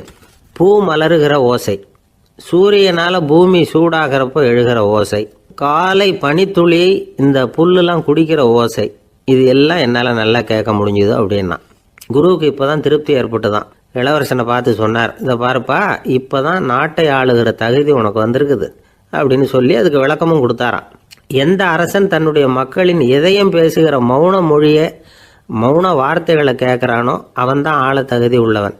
எந்த அரசன் தன்னுடைய மக்களின் உணர்ச்சிகளை உண்மையாக உணர்றானோ அவன்தான் முதன்மையான அரசன். போலி வார்த்தைகளை மட்டும் கேட்டுட்டு பல மௌன ராகங்களை காதில் வாங்கிக்காதவன் அரசனே இல்லை. எந்த நாட்டில் எப்போ ஒரு அரசன் தன்னுடைய மக்களின் உணர்ச்சிகளை கேட்க மறுக்கிறானோ அன்னையிலிருந்தே அந்த நாடு அழிய தொடங்குது அப்படின்னு அர்த்தம். இதுதான் அந்த குரு இளவரசனுக்கு போதிச்சது. வாயால் பேசுறத மட்டும் கேட்டு ஏமாறக்கூடாது, உணர்ச்சிகளையும் கேட்கறதுல தான் மனப்பக்குவம் உண்டாகும். மக்கள் உணர்ச்சிகளை புரிந்து கொள்ளாத அரசர்கள் நீடிச்சிருக்க முடியாது. அது மாதிரி நாடுகளில் அடிக்கடி குழப்பம் தான் உண்டாகும். அப்படி இருந்தால் அடிக்கடி ஆட்சி மாறிக்கிட்டு இருக்கும். அப்படிப்பட்ட ஒரு தேசம், அங்கே ஒரு சிறைச்சாலையில் 3 கைதிகள் பேசிக்கிட்டு இருந்தாங்க. ஒருத்தன் சொன்னான், நான் இந்த நாட்டு ராஜாவை எதிர்த்து பேசிக்கிட்டு இருந்தேன், அதனால் என்னை பிடிச்சி கொண்டாந்து இங்கே போட்டுட்டாங்க அப்படின்னா ஒருத்தன். இன்னொருத்தன் சொன்னான், நான் இந்த நாட்டு ராஜாவை ஆதரித்து பேசிக்கிட்டு இருந்தேன், அதனால் என்னை பிடிச்சி கொண்டாந்து இங்கே தள்ளிவிட்டாங்க அப்படின்னா. அது சரி, நீ என்ன தப்பு பண்ண அப்படின்னு சொல்லி 3வது ஆளை பார்த்து இவங்க கேட்டாங்க. அதுக்கு அந்த ஆள் சொல்கிறான், நான் தான் இந்த நாட்டு ராஜா அப்படின்னா. திருநெல்வேலி மாவட்டத்தில் கோவில்பட்டிக்கு பக்கத்தில் உள்ள ஊர் கடம்பூர். காமராசர் முதலமைச்சராக இருந்த காலம். கடம்பூரில் ஒரு பள்ளி சீரமைப்பு மாநாடு நடக்குது. அந்த பக்கத்தில் உள்ள பள்ளிக்கூடம்லாம் அதில் கலந்துக்குது. கண்காட்சி வேற, ஊர் பூரா விழா கோலம். மறுநாள் மாநாடு நடக்க போகுது. ஆனால் முதல் நாளே மழை பிடிச்சிக்கிட்டுது. மறுநாளும் அது விடாமல் பேஞ்சிக்கிட்டு இருக்குது. காமராசர் காலையிலேருந்து பல்வேறு நிகழ்ச்சிகளில் கலந்துக்கிட்டு சாயந்தரமாக கடம்பூருக்கு வந்து சேர வேண்டியவர். மழை பேஞ்சிக்கிட்டு இருக்கிறதுனால நிகழ்ச்சி ரத்தாயிடுமோ என்னமோ அப்படின்னு எல்லாரும் சந்தேகப்பட்டுக்கிட்டு இருக்கிறாங்க. அவர் கோவில்பட்டி பயணிகள் விடுதியில் இருக்கிறார். கடம்பூர்லேருந்து சில பேர் போய் அவரை சந்திக்கிறாங்க. மழை பெஞ்சிக்கிட்டு இருக்குதே, என்ன செய்யலாம் அப்படின்னு கேட்குறாங்க. மழை பெஞ்சா நல்லது தானே, அதுக்காக மாநாட்டை எதுக்காக ரத்து செய்யணும்? ஆசிரியர்கள் எவ்வளவு கஷ்டப்பட்டு ஏற்பாடு பண்ண மாநாடு, கட்டாயம் வந்துடுறேன் அப்படின்னாராம் காமராசர். உடனே புறப்பட்டார். மழையை பொருட்படுத்தாத மக்கள் கூட்டம், அது கலையாமல் காத்துக்கிட்டு இருக்கிறாங்க அவ்வளோ பேரும். தலைவர் வந்துட்டார்னு தெரிஞ்சது ஜனங்களுக்கு ஏகப்பட்ட உற்சாகம். ஜனங்கள் அவ்வளவு உற்சாகமாக வரவேற்றாங்க. மாநாடு ஆரம்பமாச்சு. மலர் மாலைகள் மலை மாதிரி குவிய ஆரம்பிச்சுட்டுது. வரிசையாக ஒவ்வொரு கல்வி நிலையம் சார்பாகவும் வரவேற்பு பத்திரம் வாசித்து கொடுக்குறாங்க. என்ன வாசிக்கிறாங்கங்கிறத காமராசர் கூர்ந்து கவனிக்கிறார். ஏகப்பட்ட புகழ் மொழிகள், ரொம்ப பாராட்டி புகழ்ந்து என்னென்னமோ வாசிச்சுக்கிட்டு இருக்கிறாங்க. கொடை வள்ளலே, குணக்குன்றே, மலையே, கடலே, இப்படி தமிழ் மொழியில் பாராட்டுறதுக்கு எத்தனை வார்த்தைகள் உண்டோ அத்தனையும் அதில் சேர்த்துருக்குறாங்க. காமராசர் பொறுமை இழந்துட்டார். போதும் போதும், உங்கள் எல்லாரையும் பார்த்து 2 வார்த்தை பேசிவிட்டு போகிறதுக்காக தான் நான் வந்திருக்கிறேன். எல்லாரும் மழையில் சிரமப்பட்டு நின்றுக்கிட்டு இருக்கிறீங்க, இப்படி என்ன புகழ்ந்து படிச்சுக்கிட்டே இருந்தால் எப்படி அப்படின்னாராம். அதுக்கப்புறம் பேசி முடிச்சிருக்கிறார். மாநாட்டு நிகழ்ச்சிகள் முடிஞ்சதும் இன்னொரு நிகழ்ச்சியில் கலந்துக்கிறதுக்காக புறப்பட்டாராம். ஒரு திறந்த ஜீப்பில் அவரை ஊர்வலமாக அழைச்சிக்கிட்டு போயிருக்கிறாங்க. தெருவில் 2 பக்கமும் ஏகப்பட்ட கூட்டம். அங்கங்கே ஜீப்பை நிறுத்தி ரோஜா மாலை, ஜருக மாலை இப்படி போட்டுக்கிட்டே இருக்கிறாங்க. அதையெல்லாம் அப்படி அப்படியே வாங்கி அங்கங்கே நின்றுக்கிட்டு இருந்த குழந்தைகள்கிட்டையும் தாய்மார்கள்கிட்டையும் கொடுத்துக்கிட்டே போகிறார். அந்த சமயத்தில் கூட்டத்துக்கு அப்பால் ஒரு பெரியவர் கையில் ஒரு மல்லிகை சரத்தோடு நின்றுக்கிட்டு இருக்கிறார். அவரால் முண்டி அடிச்சுக்கிட்டு முன்னால் வர முடியல. காமராசர் இதை கவனிக்கிறார். அவ்வளவுதான், உடனே நிறுத்தப்பா வண்டியை அப்படிங்கிறார். ஜீப்பு நிற்கிது. டிரைவரை பார்த்து, அதோ பார், அங்கே ஒருத்தர் நிற்கிறார் பார், அவரை இங்கே அழைச்சிட்டு வா அப்படின்னாராம். கூட்டம் வழி விடுது. அந்த பெரியவரை கிட்டத்தில் அழைச்சிட்டு வர்றாங்க. காமராசர் அவரை பார்த்து, வாங்க வாங்க, நல்லா இருக்கீங்களா அப்படின்னு சத்தம் போட்டு உற்சாகமாக விசாரிக்கிறாராம். பெரியவர் கண்களில் கண்ணீர், பேச்சு வரல. மல்லிகை சரத்தை அவருக்கு போடுறார். கொஞ்ச நேரம் அவர்கிட்ட பொறுமையாக பேசிக்கிட்டு இருந்துட்டு அவரை அனுப்பி வைக்கிறார் காமராசர். பெரியவர் போனதுக்கு அப்புறம் காமராசர் பக்கத்தில் இருந்தவங்க கிட்ட சொல்கிறார் அந்த பெரியவரை பற்றி. அந்த காலத்தில் ரொம்ப கஷ்டப்பட்டவர் இவர், ஜெயிலுக்கு போனவர் அப்படின்னு ரொம்ப உருக்கமாக நெகிழ்ந்து போய் சொல்கிறார். இதில் ஒரு விஷயத்தை கவனிங்க. தன்னை புகழ்ந்து படிக்கப்பட்ட வாழ்த்து மடலை படிக்க வேணாம்னு தடுத்து நிறுத்தினார். எங்கேயோ ஒரு மூலையில் கையில் ஒரு 4 முழம் மல்லிகை சரத்தோடு ஒதுங்கி நின்றுக்கிட்டு இருந்த அந்த தொண்டரை